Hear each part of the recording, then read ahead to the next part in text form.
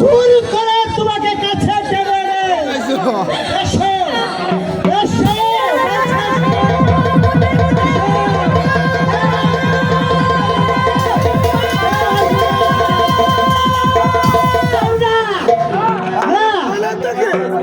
এই ভোরের মাঝে তোমাকে কেউ রক্ষা করতে আসবে না সুন্দরী।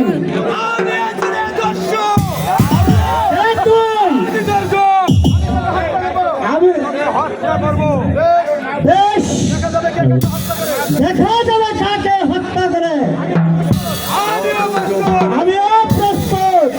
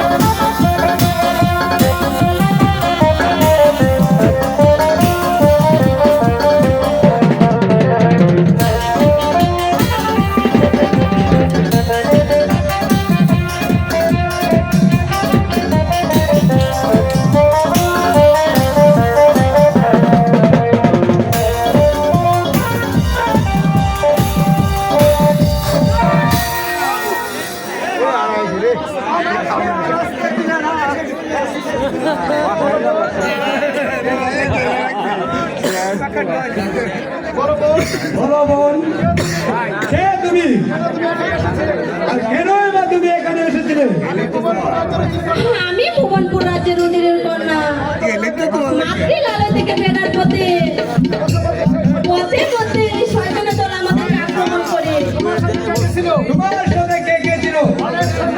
অনেক সৈন্য সামর্থ্য ছিল।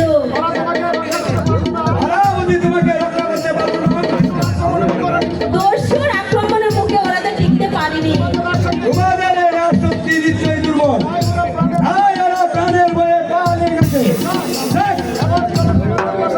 এবার চলো তুমি আমার সঙ্গে।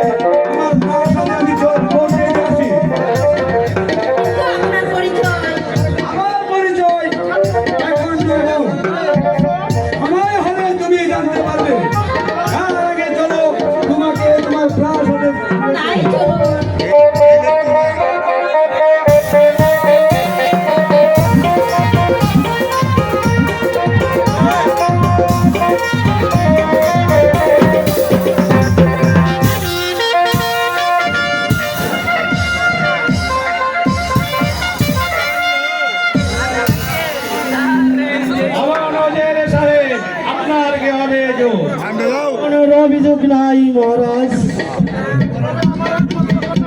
তবে আমার একমাত্র কন্যা পরিবানু এখনো ফিরে আসছে না। আমি বেশি চিন্তাযুক্ত।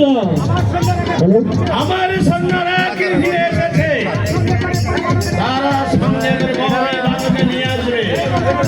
এই ব্যাপারে আপনি নিশ্চিন্ত থাকুন ওজির সাহেব। সর্বনাশ হয়ে গেছে মহারাজ, সর্বনাশ হয়ে গেছে। কি হয়েছে সৈনিক? ওই আমাদের পরিবারকে ডাকাতেরা ধরে নিয়ে গেছে। পরিবার নিয়ে গেছে। হ্যাঁ হ্যাঁ মহারাজ, ধরে নিয়ে গেছে।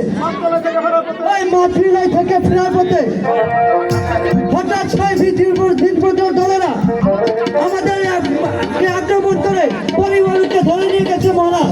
তোমরা কি করেছো আমার ধারণা দাও। আমাদের সন্ধ্যারা সেই ডাকাতের মুখে আক্রমণ টিকতে পারেনি মহারাজ, তাই আমি কোন রকম জান নিয়ে পালিয়ে এসেছি মহারাজ। কার বলতে হবে না, সরে যা আমার সামনে মতো দেখি। তাই যাচ্ছি মহারাজ, তাই যাচ্ছি।